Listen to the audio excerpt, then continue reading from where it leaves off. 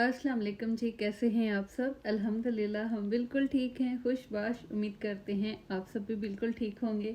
अभी सुबह सुबह फजर की नमाज़ पढ़ी है और मैं बच्चों के लिए तैयारी कर रही हूँ। सबसे पहले मैंने इनको रेडी करना है और साथ जो कुछ लेके जाना है वो भी पैक करना है, और फिर उसके बाद देखेंगे नाश्ते का टाइम हुआ तो करेंगे, वरना फिर ऐसे ही हमने जाना है। आज हमने जाना है दमाम। मैं आपको सारी बात बता देती हूँ। पहले दादा अबू के 3 माह पूरे हो चुके हैं, उनका एग्ज़िट करने का टाइम है, तो हमने दमाम जाना है। वहाँ से हमने बहरीन के लिए एग्ज़िट करवा के दोबारा री एंट्री करवा लेनी है। और हम लोग थर्सडे को जा रहे हैं, वो इसलिए क्योंकि हमने सुना हुआ है कि वहाँ पे जुमे हफ्ते को बहुत ज़्यादा रश होता है। आपको पता है यहाँ पे जुमे और हफ्ते की छुट्टी होती है, और जो कोई भी काम हो वो सब लोग अपनी छुट्टी के दिन ही करना पसंद करते हैं। तो इसलिए जो है ना, सुना है कि वहाँ पे बहुत रश होता है जुमे हफ्ते को, इसलिए हम जा रहे हैं जुमेरात को। इंशाल्लाह अगर आज ही हमारा काम हो गया तो हमारे पास कल की छुट्टी जो है वो बच जाएगी, और अगर हमारा दिल किया तो हम बच्चों को ले जाएंगे जुबेल। वहाँ आपको पता है हम लोग बहुत शौक से जाते हैं, बहुत अच्छा है वहाँ का बीच। और अगर वेदर अच्छा हुआ तो फिर ही जाएंगे, अगर सर्दी हुई फिर नहीं, क्योंकि इन लोगों ने ना समंदर देख के रुकना नहीं है। इन्होंने कहना है कि हमें तो बस यहाँ पे नहला दें, और ये इस तरह बीमार भी जल्दी हो जाते हैं। इसलिए फिर देखेंगे, जो भी हुआ वो टाइम के हिसाब से ही हम डिसाइड करेंगे। अभी फाइनल नहीं है कि हम रात रुकेंगे वहाँ पे या नहीं। तो बस अभी मैं बना रही हूँ नाश्ता, और आज बस जल्दी जल्दी में झटपट वाला नाश्ता बनाया है। जल्दी से बस गरम गरम पराठे बनाए हैं, साथ चाय बनाई है, और जो कल बनाई थी ना दलीम, वो सुबह अभी हम नाश्ते में खाएंगे। और यहाँ पे सब लोग गाड़ी में आके बैठ चुके हैं। ये देखें आपके सामने है बिलाल। आज माशाल्लाह माशाल्लाह बहुत प्यारा लग रहा था। ये ड्रेस इसका मैं कल रात ही लेके आई हूँ, और ये जैकेट जो है ये मेरी फ्रेंड की तरफ से गिफ्ट आई थी, तो ये वाली जैकेट साथ बिलाल ने पहनी है। और यहाँ पे देखें मुसना अपनी अपर उतार के फेंक चुकी है, और फीडर लेके बैठी हुई है, और साथ अपना इसने राइटिंग बोर्ड लिया हुआ है। ये रास्ते में खाते पीते खेलते पढ़ते लिखते जाते हैं, ये बड़े इंटेलिजेंट बच्चे हैं।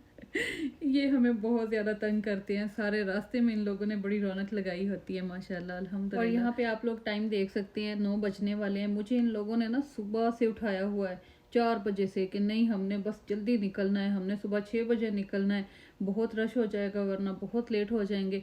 और ख़ुद ये रेंगते रेंगते ना इन लोगों ने 9 बजा दिए हैं।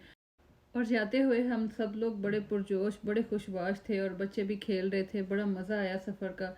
ज़रा भी महसूस नहीं हुआ कि हम कैसे दमाम पहुंच गए हैं। हालांकि 4-5 घंटे लग ही जाते हैं अगर थोड़ा बहुत स्टे करें, लेकिन माशाल्लाह हम लोग ना 1 बजे तकरीबन पहुंच गए थे। 9 बजे हम घर से चले थे और 1 बजे हम लोग पहुंच गए थे। और जाते हुए रास्ते में हमने कुछ स्नैक्स भी लिए थे, ये हमने पहले ही लेके रखे हुए थे बच्चों के लिए, और साथ हम भी बच्चे बन जाते हैं। फिर रास्ते में तो आपको पता है थोड़ा सा क्रेविंग होती है, दिल करता है कुछ ना कुछ खाने का, तो बस हमने थोड़ी सी चीज़ें ली थी, बहुत ज़्यादा सारी नहीं। और यहाँ पे देखें हम दमाम में इंटर हो चुके हैं, और उस रोड पे जा रहे हैं हम लोग जहाँ से बहरीन के लिए एग्ज़िट किया जाता है। तो ये दमाम पहुँच के हमने बहरीन की लोकेशन लगाई थी, और सामने अगर आप देखें तो वहाँ पे कोई चेक पॉइंट है। हम लोग कंफ्यूज हो गए कि पता नहीं यही बहरीन के बॉर्डर के लिए चेक पोस्ट है और यहाँ पे रुकना है। और यहाँ पे भी कुछ लोग खड़े हुए थे, जो लोग ना वहाँ पे लेके जाते हैं बहरीन और वहाँ से एग्ज़िट री एंट्री करवाते हैं। तो उनमें से किसी एक आदमी के साथ मेरे हस्बैंड ने सारी डिस्कशन की, उनको दादा अबू का पासपोर्ट भी दे दिया और गाड़ी में भी बिठा दिया। 200 रियाल पे इनका इत्तेफाक हुआ था कि हम आपको 200 रियाल देंगे, आप दादा अबू को ले जाएं और एग्ज़िट करवा के री एंट्री करवा दें। तो इसलिए ना फिर उसने 200 रियाल लिया और वो फ़ौरन ही दादा अबू को ले गया।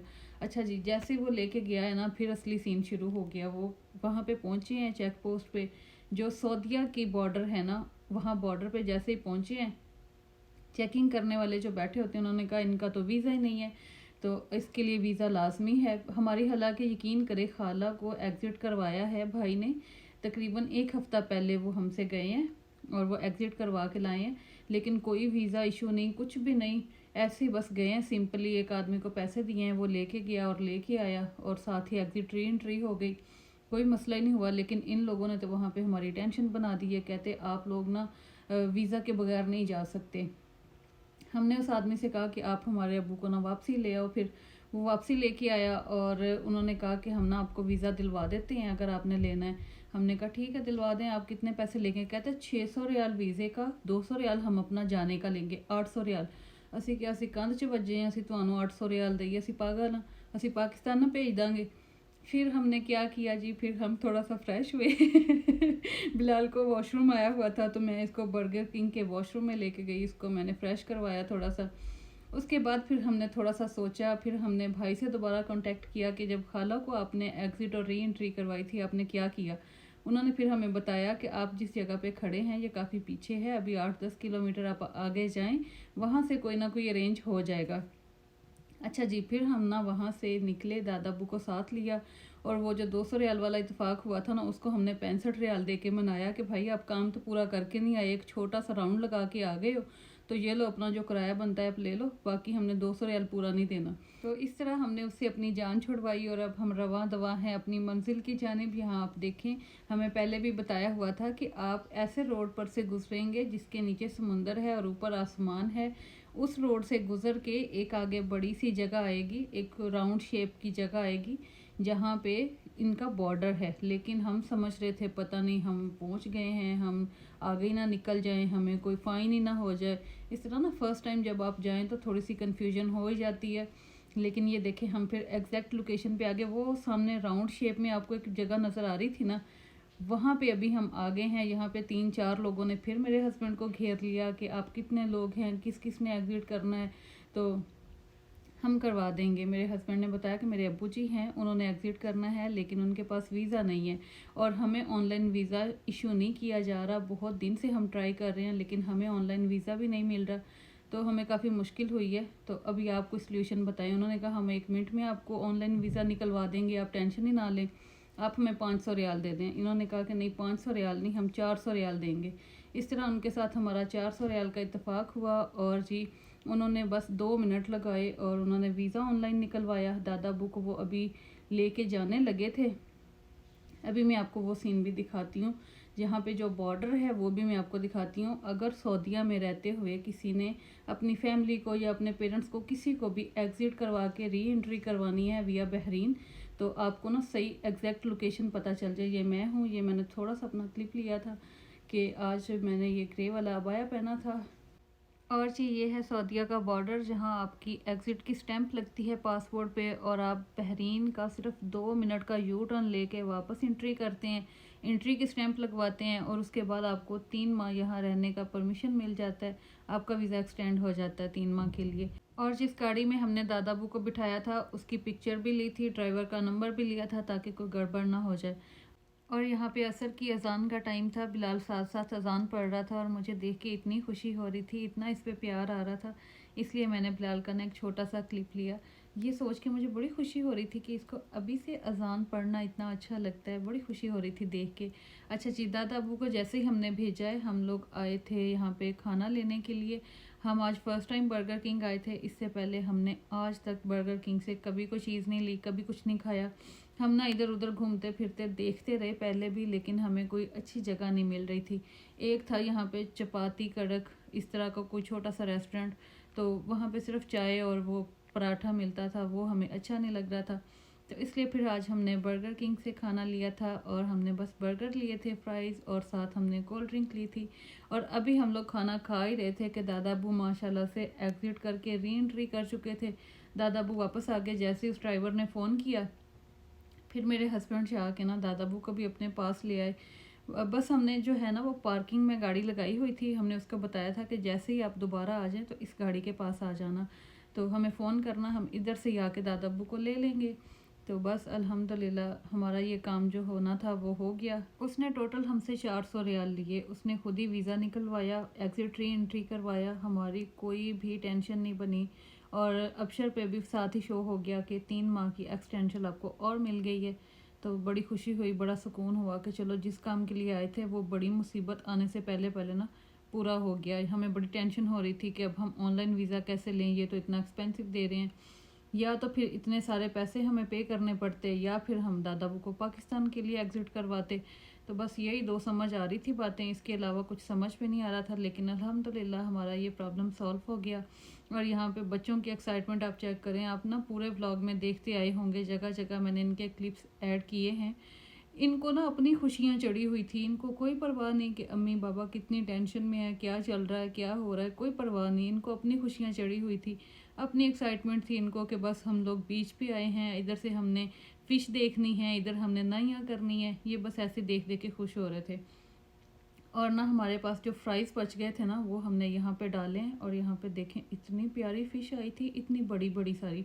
और आप यकीन करें इतना साफ़ शफाफ पानी है कि बिल्कुल अंदर साफ़ नज़र आ रहा था। यहाँ पे तो मैंने कैमरा जूम करके आपको दिखाया है ना, लेकिन जब आप सामने खड़े होकर देखें तो आपको साफ़ पानी के अंदर नज़र आता है कि यहाँ पे कितनी प्यारी फ़िश है और इतनी सफाई है, इतनी नीट क्लीन सारी ये जगह थी ना, बहुत ही अच्छा लग रहा था देख के। एक ज़रा सा भी तिनका भी ऐसे ना एक्स्ट्रा गिरा हुआ यहाँ पे नज़र नहीं आ रहा था, इतनी साफ़ शफाफ जगह थी। और हमारे पाकिस्तान का अगर हम बीच देखें ना तो वहाँ पे हम लोग काफ़ी ज़्यादा ना मेस करते हैं, जो कि नहीं करना चाहिए। अपने कंट्री को, अपने घर को हमें खुद ही साफ़ रखना चाहिए, तो फिर ही सब कुछ अच्छा लगता है। अगर हम लोग खुद ही गंद मचाएंगे, खा पी के वहीं पे फेंक के आ जाएंगे, तो किसने आके साफ़ करना है। हमें चाहिए साथ साथ ही अपने घर को जैसे क्लीन करते हैं ऐसे ही अपने मुल्क को भी क्लीन करने की, साफ़ सुथरा रखने की कोशिश करें। यहाँ पे आपको हम दिखा रहे हैं एक प्यारा सा व्यू, जहाँ पे हम फ़िश को फ्राइज़ डाल रहे थे और इतनी सारी इकट्ठी हो जाती थी माशाल्लाह। सब फिशेस जो है ना वो बड़े मज़े से फ्राइज़ खा रही थी और हमारे बच्चे देख के बहुत खुश हो रहे थे। यहाँ पे मौसम थोड़ा सा ठंडा था, इसलिए हमने यहाँ पे स्टे करना मुनासिब नहीं समझा। अगर थोड़ी सी गर्मी गर्मी वाला मौसम हो ना तो फिर बीच में नहाने का मज़ा आता है। अगर थोड़ा ठंडा मौसम हो तो इससे बच्चे बहुत जल्दी बीमार हो जाते हैं। यही सोच के मैं नहीं रुकी कि मेरे बच्चे बीमार होंगे, और ये चीज़ मुझे ना बिल्कुल बर्दाश्त नहीं है। पहले ही बड़ी मुश्किल से ठीक हुए हैं, अभी 2 हफ्ते पहले इनकी तबीयत काफ़ी ज़्यादा ख़राब थी। और एक बात और है, जब भी हम घर से बाहर कहीं निकलें तो इन लोगों ने फ्राइज़ खाने होते हैं, पेप्सियाँ पीनी होती हैं, फिर शॉप से ले ले के चीज़ें खाते हैं। इस चीज़ से ना ये बहुत जल्दी बीमार हो जाते हैं, क्योंकि हम रेगुलर ऐसी चीज़ें बच्चों को नहीं देते। कोल्ड ड्रिंक वगैरह तो बिल्कुल नहीं देते। शॉप की चीज़ें भी इनको रेगुलर कभी नहीं खाने के लिए लेके दी। कभी है उतैम या पांडा शॉपिंग करने जाएँ, ग्रॉसरी करने जाएँ, वहाँ से थोड़ी सी ले देते हैं, वो भी उसी टाइम खा के फिनिश। ज़्यादा सारी नहीं लेके देते कि जो लोग ये घर में ला के स्टॉक करके रखें और खाते रहें, इस तरह हम नहीं देते। और वैसे भी ये चीज़ें हमारे बच्चों की हेल्थ के लिए बिल्कुल अच्छी नहीं है। अगर आप लोगों के बच्चे भी खाते हैं तो आपको भी चाहिए कि उनको ना थोड़ा सा कंट्रोल करें, उनको घर में कुछ अच्छा सा बना दें, बाहर से बिल्कुल ना खाने दें। ये ना हो कि बाद में ज़्यादा बच्चे बीमार हो जाएं और फिर आपको ज़्यादा मुश्किल उठानी पड़े। तो इसलिए ना अपने बच्चों का हमें खुद ही ख्याल रखना चाहिए। और जी अभी यहाँ पे 4 बज रहे थे और हमने प्लान किया कि अभी हम निकलते हैं, घर पहुँच के रेस्ट करेंगे, क्योंकि अभी हमें ना बिल्कुल थकावट महसूस नहीं हो रही थी, बल्कि ज़्यादा एक्साइटमेंट और ख़ुशी इस बात की थी कि अल्हम्दुलिल्लाह हमारा काम बहुत आसानी से हो गया है। हमारे बच्चों ने बीच पे भी बहुत अच्छा सा इंजॉय कर लिया है, बड़ा अच्छा हमारा यहाँ पे टाइम गुजर गया था। और फिर हमने सोचा कि अभी हम बिल्कुल फ्रेश हैं तो हम अपना सफ़र जो है ना वो शुरू करते हैं। और ज़्यादा से ज़्यादा 4 घंटे लगने थे और हमने घर पहुंच जाना था, लेकिन रास्ते में हमारा थोड़ा सा एक्सीडेंट हो गया। थोड़ा सा ही हुआ था, ज़्यादा कोई मेजर इशू नहीं हुआ, अल्हम्दुलिल्लाह कोई बड़ा प्रॉब्लम नहीं हुआ।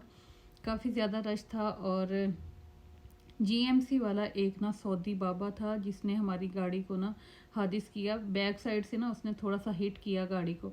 मेरे हस्बैंड ने जैसे ही उसको देखा ना, उसको हॉर्न बजाते रहे, उसके पास गाड़ी लगा के उसको ना इशारा करते रहे कि आप ना साइड पे आओ, आपने हमारी गाड़ी को हादिस किया है तो आप रुको।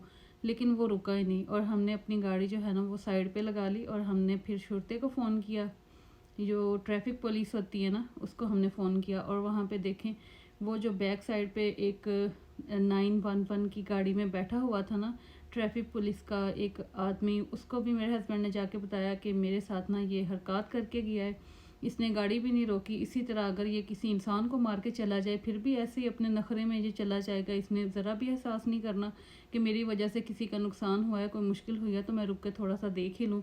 तो इस बात पे ना हमें बहुत गुस्सा आया था। हमारा नुकसान ज़्यादा नहीं हुआ, लेकिन गुस्सा इस बात का था कि ये रुका ही नहीं, इसने कोई परवाह ही नहीं की। तो इसलिए फिर हमने उसकी वहाँ पे कंप्लेन की, उसको हमने बलग करवाया। बलग करवाने का मतलब यही है कि उसको ब्लॉक करवा देना। तो वो रुका नहीं था ना, वहाँ पे उसकी गलती थी, तो इसलिए फिर हमने उसको ब्लॉक करवा दिया था। और वहाँ पे हमारे पास पहले तो आए थे तरीक अमन वाले, उसके बाद फिर आया था मरूर, उसने पूरे पेपर वगैरह बनाए, एक उसने कॉपी हमें दी, एक उसने अपने पास रखी और उस आदमी पे केस डाल दिया था। तो इस चीज़ में ना हमारा तकरीबन तकरीबन 2 घंटे का टाइम जो है ना वो ज़ाया हुआ। 2 घंटे हम वहाँ पे रुके, ये सारा प्रोसीजर हुआ, उसके बाद हम वहाँ से चले। और अभी हम लोग ना यहाँ पे स्टैच्यू, एक ड्रिंक का नाम है, वो ढूंढ रहे थे, वो हमें मिल नहीं रही थी, वो मुझे बड़ी अच्छी लगती है। कोल्ड कॉफ़ी की तरह होती है, स्टैच्यू उसका नाम है, लेकिन वो हमें यहाँ से नहीं मिल रही थी। फिर हम लोग रुके एक बकाला के सामने, वहाँ से हमने अपनी मर्ज़ी की सब ने अपनी अपनी फेवरेट चीज़ें ली और फिर हम सब ने बड़े मज़े से गाड़ी में बैठ के ये चीज़ें इंजॉय की, साथ अपना सफ़र इंजॉय किया और अल्हम्दुलिल्लाह हम लोग सेफली रियाद पहुँच गए। इसके बाद कोई ख़ास कुछ भी नहीं हुआ था, ना ही मैंने कोई क्लिप लिया और फिर मैंने बस अपने कल के ब्लॉग की ना एडिटिंग शुरू कर दी थी ताकि मैं घर पहुंचने से पहले पहले अपना ये काम भी कर लूँ। साथ साथ मैं बिलाल के बाबा से बातें करती रही, साथ साथ मैं अपना काम करती रही। तो इस तरह ना हमारा सफ़र भी बड़ा अच्छा गुजर गया, मज़ा भी बहुत आया क्योंकि बच्चे जो है ना वो सो गए थे। सारा दिन तो इन लोगों ने बड़ी उछल कूद मचाई हुई थी, रात को ये आराम से सो गए थे और हमने अपना सफ़र ना बड़े मज़े से इंजॉय किया।